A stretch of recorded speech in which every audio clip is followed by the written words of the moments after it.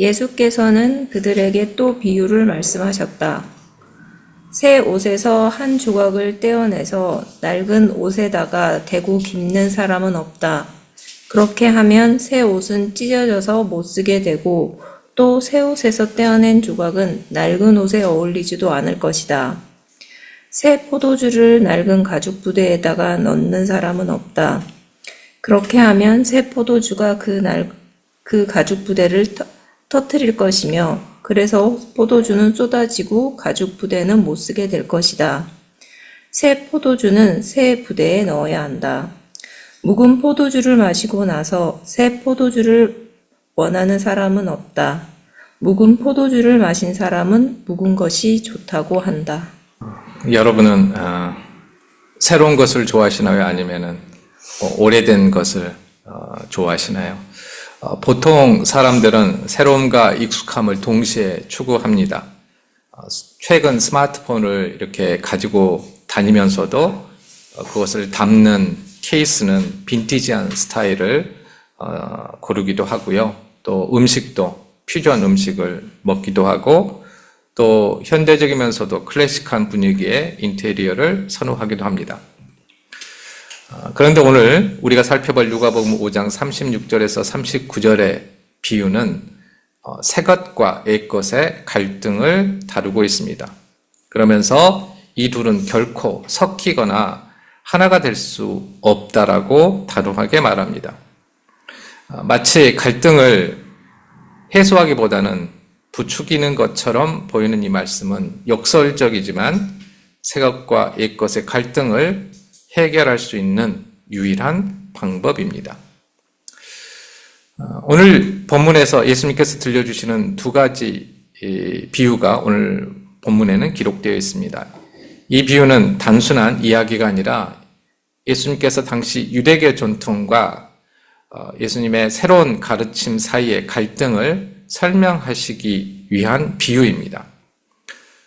이 비유는 금식에 대한 논쟁이라는 배경에서 나왔으며 하나는 옷 수선에 대한 것이고 다른 하나는 포도주와 가죽 부대에 관한 그러한 비유입니다. 먼저 36절에 나오는 옷 수선에 대한 비유를 살펴보겠습니다.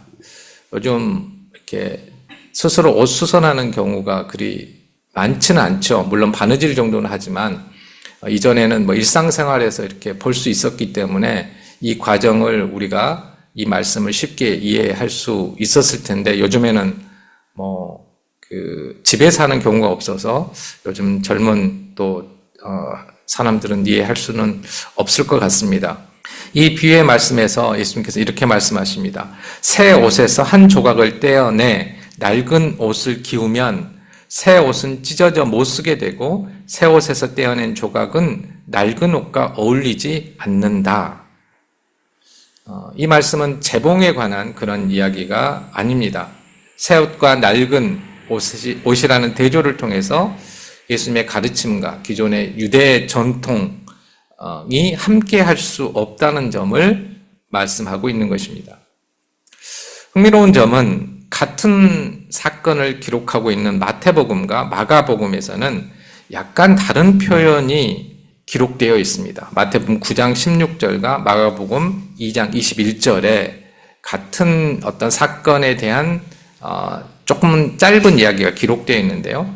거기를 보면 특히 이제 마가복음 말씀을 보면 이렇게 기록되어 있습니다. 생배 조각을 낡은 옷에 대고 깁는 사람은 없다. 그렇게 하면 새로 된 조각이 낡은 데를 당겨서 더욱더 심하게 찢어진다. 여기에서 눈에 띄는 차이점은 마가가 옷 조각의 소재를 생배라고 명확하게 밝히고 있다는 점입니다. 생배는 갓 짜여진 천을 말합니다. 근데 이 천은 세탁을 하면은 줄어들어요. 그래서 세탁하기 전, 여러 가지 가공을 하고 세탁하기 전에 천 조각을 이야기하고 있습니다. 그래서 이 생배 조각을 낡은 옷에 덧대면 당연히 옷을 기운 다음에 이제 세탁을 하겠죠? 그러면 이 생배 조각 부분만 이렇게 줄어들어서 기존의 낡은 옷을 당기게 되고 결국 수선하려고 했던 그 옷이 더욱더 크게 찢어지는 문제가 발생을 하게 됩니다. 그런데 오늘 본문인 누가복음에서는 이 생배의 특징을 언급하고 있지 않고요. 조금은 다른 각도에서 이 비유의 말씀을 하고 있습니다.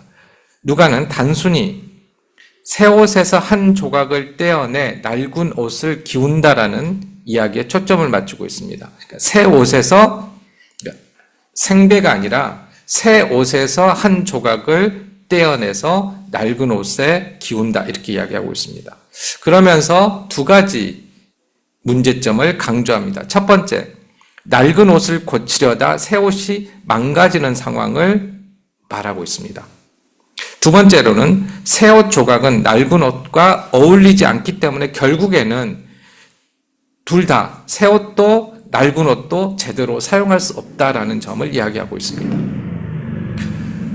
이 예수님의 비유는 이렇게 단순한 행위를 통해서 더 큰 메시지를 전달하게 되는 것이죠. 그러니까 율법, 유대 전통도 사용할 수 없게 되고 예수님의 복음도 사용할 수 없게 되고 이 두 가지를 이야기하고 있는 것입니다.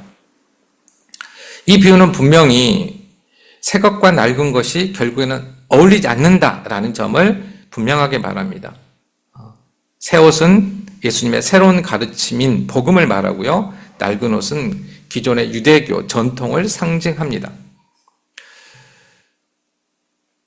그러니까 예수님께서는 유대교의 옛 전통과 가르침을 일부만 취해서 복음을 덧붙이려는 시도가 혹은 반대로 예수님의 복음을 일부만 떼내가지고 유대계 전통 안에서 그걸 덧붙이려고 하는 시도, 이 모두는 율법과 복음 모두를 망치게 될 것이라는 점을 강조하고 있다는 것입니다. 그런데 누가복음에서는 여기에 옷수선에 대한 비유에 멈추지 않고 포도주와 가죽 부대 비유를 하나 더 첨부해서 이야기를 합니다. 이 비유는 앞에서 말한 옷수선의 비유의 가르침을 더욱더 확장하고 구체화합니다. 예수님은 새 포도주는 새 부대에 넣어야 한다라고 말씀을 하십니다.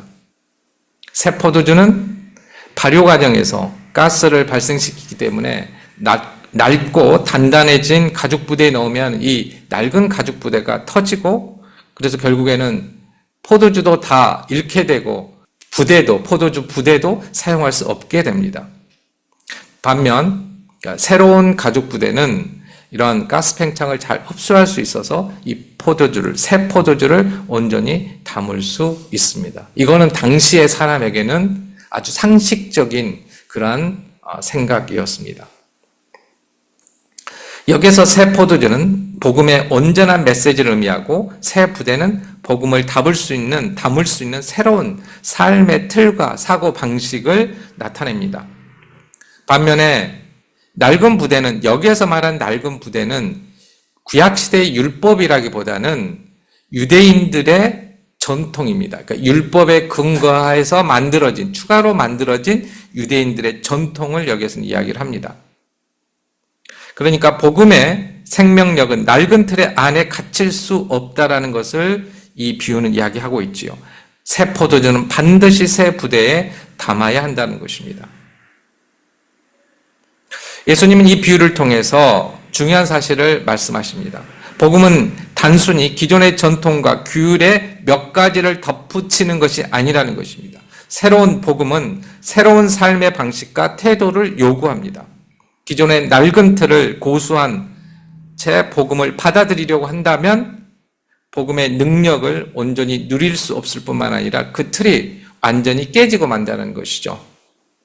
복음이 아니게 된다는 것입니다. 앞서 잠깐 말씀드렸던 것처럼 오늘 설교 본문은 33절에서 35절에 기록된 금식 논쟁을 배경을 하고 있습니다. 그러니까 오늘 이 비유를 이것만 떼가지고 생각하시면 안 되고 금식 논쟁이라는 배경에서 이 말씀을 이해해야 합니다. 예수님께서 이제 공생애를 시작을 하시죠. 갈릴리 지역에서 공생애를 시작을 하셨습니다. 그게 이제 4장 14절부터 9장 50절까지 누가는 이 안에 요약해서 이렇게 기록을 하고 있습니다. 이 말씀들을 살펴보면 예수님은 가는 곳마다 이제 갈등을 일으키셨습니다. 일부러 그런 게 아니라 예수님이 하시는 말씀이나 행동이 갈등을 유발했습니다. 유대인들, 특별히 바리새인과 율법학자들은 예수님의 말씀과 행동이 자신들이 따르는 율법과 전통에 어긋났다라고 생각을 했기 때문입니다. 자꾸 이의를 제기하고 또 뭔가 논쟁을 하게 되지요. 예수님은 중풍병자를 고치시면 그걸로 끝나면 좋았을 텐데 그것이 죄를 용서하는 권세가 있음을 증명하는 사건이라고. 그러니까 당신이 메시아이기 때문에 그 권위로, 그 능력으로 이 중풍병자를 고치셨다. 이렇게 말씀을 하시니까 이게 문제가 되는 것이죠. 또 세리였던 레위를 제자로 부르셨을 뿐만 아니라 당시 죄인으로 낙인 찍혔던 사람들과 식사를 함께 하심으로써 그들을 환대하셨습니다. 이런 행동은 전통과 율법에 얽매인 바리새인들과 율법학자들에게는 도저히 받아들일 수 없는 그러한 일이었습니다. 그래서 계속해서 예수님을 비난했고 예수님께 문제 제기를 했고 또 논쟁을 일으켰던 것이죠. 이런 일련의 사건 뒤에 오늘 본문의 배경이 되는 금식에 관한 논쟁이 일어납니다. 금식은 유대인들이 지켜야 할 수많은 율법 중에 하나였습니다. 그러니까 이 금식에 대한 유대인들의 태도는 단순히 금식의 문제만으로 제한된 것이 아니라 그들이 추구하던 신앙의 본질을 잘 보여주고 있습니다. 금식은 성경에서 굉장히 오랜 전통을 가지고 있습니다. 성경에서 이제 기록된 것만 보면 가장 첫 번째 금식에 대한 기도는 모세가 십계명을 받기 위해서 시내산에 올라가서 40일간 금식을 했던 그 기록입니다. 그 이후로 애언자들도 금식을 했고요. 또 초대교회 성도들도 사도들도 금식을 했습니다. 그 성경의 내용들을 보면 금식은 주로 회개나 하나님의 도우심을 구하는 간구 그리고 영적인 준비와 사역을 위한 기도와 함께 행해졌습니다. 예수님께서도 공생애를 시작하시기 전에 광야에서 40일간 금식하시면서 사탄의 유혹을 물리치셨습니다. 그런데 오늘 본문에 나오는 금식 논쟁은 이런 본래 의미의 금식과는 거리가 멉니다. 예수님 시대 당시의 유대인들은 월요일과 목요일마다 정기적으로 일주일에 2번 금식을 했습니다. 그런데 이거는 성경에 규정이 된 것이 아니라 바벨론 포로 이후에 첨가된 그들의 전통입니다. 근데 이 전통이 어느새 거의 율법 수준에까지 이르러서 이러한 금식, 정기적인 금식을 하지 않으면 경건하지 못한 사람, 의롭지 못한 사람이라고 여겨졌던 것이죠. 이런 배경을 이제 고려하면 5장 33절에서 유대인들이 한 질문은 이렇게 표현할 수 있습니다. 세례 요한의 제자들과 바리새파 사람들은 월요일과 목요일마다 금식을 하는데 정기적으로 왜 당신의 제자들은 먹고 마시기만 합니까? 금식하는 꼴을 보지를 못합니다. 이렇게 질문을 한 것이죠. 예수님과 예수님의 제자에 대한 비판입니다. 유대계 전통은 정결의식, 안식일 규정, 금식 등과 같은 외적인 율법 준수를 통해 자신의 경건함을 드러내는 신앙이었습니다. 그러니까 형식이 굉장히 중요합니다. 그러나 예수님은 율법 준수보다는 그 자체보다는 하나님의 사랑과 긍휼을 실천하는 것이 더 중요하다고 말씀하십니다. 끊임없이 어떤 형식은 그 내적인 의미가, 의도가 중요하다라고 이야기를 하지요. 그리고 이 의도와 형식이 충돌했을 경우에는 이 형식이 바뀔 수도 있다. 아니면 형식이 지켜지지 않을 수 있다라고 이야기를 하십니다. 그 하나의 원칙은 결국에는 하나님의 사랑과 이웃 사랑이라는 원칙에 의해서 이 형식은 바뀔 수 있다라고 말씀을 하시는 것이죠. 그런데 유대인들은 자신들이 하나님의 선택된 백성이라는 이유로 이방인과 죄인들을 배척을 했습니다. 결코 형식을 바꿀 수 없다라고 이걸 아주 중요하게 고집하고 있었던 것이죠. 결국 유대교의 신앙은, 그리고 유대인들의 신앙은 율법을 통해 자신의 공로로 의로워지는 것에 초점이 맞춰져 있었습니다. 반면 예수님은 구원이라는 것은 공로나 자격이 아니라 하나님의 은혜와 믿음으로 주어지는 선물이라고 가르치셨습니다. 유대교의 전통과 예수 그리스도의 복음은 본질적으로 그렇기 때문에 양립할 수 없는 것입니다. 복음을 받아들인다는 것은 낡은 체계와 가치관을 내어놓고 하나님 나라의 새로운 사고방식과 삶의 태도를 받아들이는 것을 의미합니다. 금식 논쟁에서도 바로 이것을 잘 볼 수가 있지요. 당시 유대인들은 금식을 하느냐 하지 않느냐 자체를 중요하게 여겼고, 이를 기준으로 사람의 가치를 판단하고 거기에 따라서 사람을 배척했습니다. 그러나 예수님은 혼인잔치 중에 금식하는 것이 적합하지 않다라고 말씀하시면서 39절에서 그 이유를 설명하십니다. 예수님께서는 이렇게 말씀하십니다. 묵은 포도주를 좋아하는 사람들은 새로운 것을 원하지 않는다는 말씀입니다. 이는 은혜로 얻은 구원을 거부하는 사람들의 태도를 상징합니다. 묵은 포도주가 실제로는 더 맛있다고 그래요. 근데 그걸 말하고 있는 것은 아닙니다. 옛날의 율법, 유대교의 전통이 더 중요하다는 말씀을 하고 있는 것은 아니에요. 여기서 중요한 것은 어떤 하나에 익숙해져 있는 사람이 새로운 더 좋은 것을 받아들이는 것이 얼마나 어려운지에 대한 이야기를 하고 있는 것입니다. 많은 유대인들은 율법 준수와 선행, 그리고 공로를 통해서 의로워지는 것, 이것을 더 선호했습니다. 왜냐하면 본인들에게 더 익숙한 것이었기 때문에. 그리고 이러한 형식을 통해서 스스로 의롭다는 평판을 얻을 수 있었고, 스스로도 내가 의로운지 아닌지를 확인할 수 있었기 때문입니다. 눈에 보였다는 것이죠. 믿음이 눈에 보였다는 것입니다. 그리고 측정될 수 있다는 것입니다. 하나님의 은혜를 받아들이는 순간, 그런데 그들은 그들의 의로움을 내려놓을 수밖에 없었습니다. 이게 문제였습니다. 내가 조금 노력해도 내가 뭔가를 드러내고 싶은데 이거를 드러낼 수가 없다라는 것이죠. 측정을 했던 그 측정의 기준이 사라졌기 때문에 오로지 하나님에 의해서만 그것이 결정되는 것이었기 때문에, 그 믿음과 구원과 이런 것들이. 오늘날에도 묵은 포도주를 좋아하는 신앙인들이 있습니다. 이들은 예수님 당시 유대교처럼 복음의 능력으로 자신과 삶의 환경을 바꾸려 하기보다는 기존의 조직, 형식, 전통, 문화를 우선시합니다. 새로운 것을 불편해하며 변화를 두려워합니다. 자신의 공로를 내려놓기를 불편해합니다. 또 경제적으로나 또 사회적인 신분에 있어서 차이가 나는 사람을 포용하고 관대하게 대하기보다는 배타적이고 방어적인 태도를 취합니다. 또한 예수님 시대 유대인들이 자신의 이웃을 유대인으로만 한정했듯이 자신의 이웃에서 세리와 죄인과 같은 이들을 배제하는 모습도 보입니다.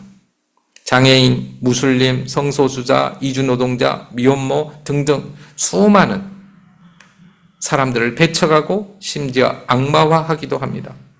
그러나 분명히 예수님께서 말씀하셨습니다. 건강한 사람에게는 의사가 필요하지 않으나 병든 사람에게는 필요하다. 나는 의인을 부르러 온 것이 아니라 죄인을 불러서 회개시키려고 왔다. 우리가 하나님 말씀을 보면서 정말로 복음의 핵심이 무엇인지를, 그것을 파악하는 것이 중요합니다. 그리고 다른 말씀, 더 중요한 말씀이 있고 덜 중요한 말씀이 있다라고 말할 수는 없지만, 이 복음의 본질을 또 중요성을 훼손시키는 방법 가운데 하나가 부차적인 것을 중요한 것으로 놓고 중요한 것을 부차적인 것으로 놓고 해석하고 이해하려는 태도입니다. 하지만 오늘 본문에서 누가복음 5장 31절, 32절 이 말씀은 복음의 핵심입니다. 죄인을 불러 회개시키려 왔다는 것입니다. 한편 새 옷조각을 떼어내지 말고 새 포도주를 새 부대에 넣으라는 예수님의 말씀은 우리가 직면한 현재 문제를 해결하는 데 있어서도 굉장히 중요한 지침이 될 수 있습니다. 예를 들어서 대한민국이라는 새 포도주는 조선시대나 왕정시대에 비하면은 새 포도주죠. 식민지 시대의 조선에 비교하면 새 포도주입니다. 이 새 포도주는 법치와 민주주의라는 새 부대에 담아야만 합니다. 그러나 전체주의라는 낡은 부대에 담으려는 시도들이 끊임없이 일어나고 있습니다.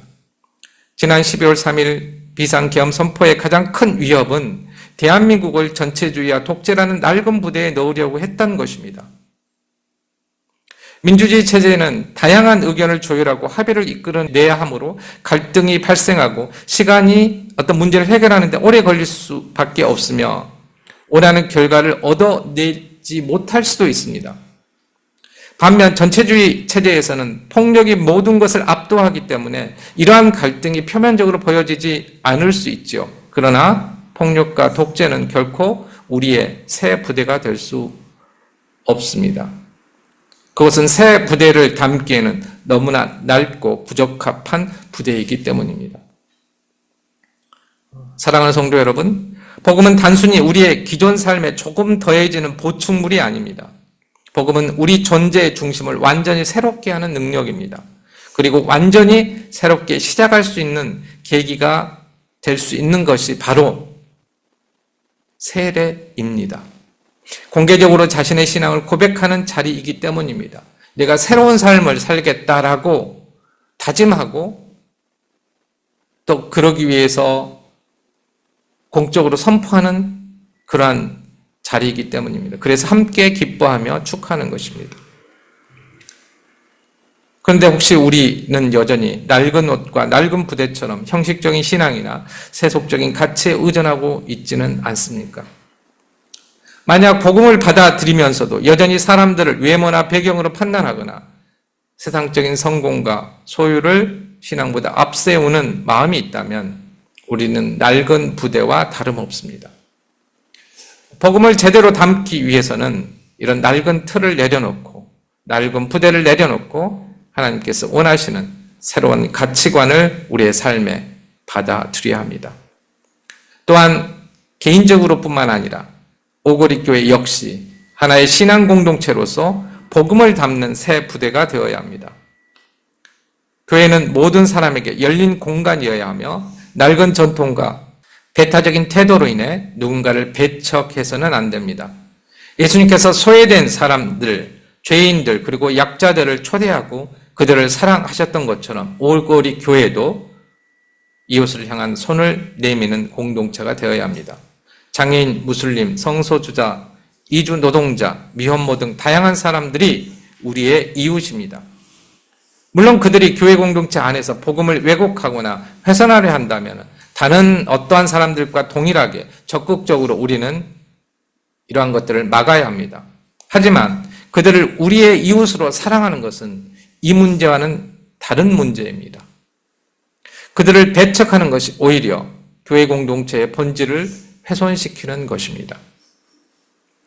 사랑하는 성도 여러분, 각자의 삶에서 그리고 오거리 교회라는 공동체 안에서 낡은 사고방식을 내려놓고 복음을 담을 새 부대가 되기를 원합니다. 새 포도주는 새 부대에 담아야 한다라는 예수님의 말씀을 마음 깊이 새기며 우리 모두가 복음의 참된 능력을 경험하는 한 주가 되기를 축복합니다. 아멘.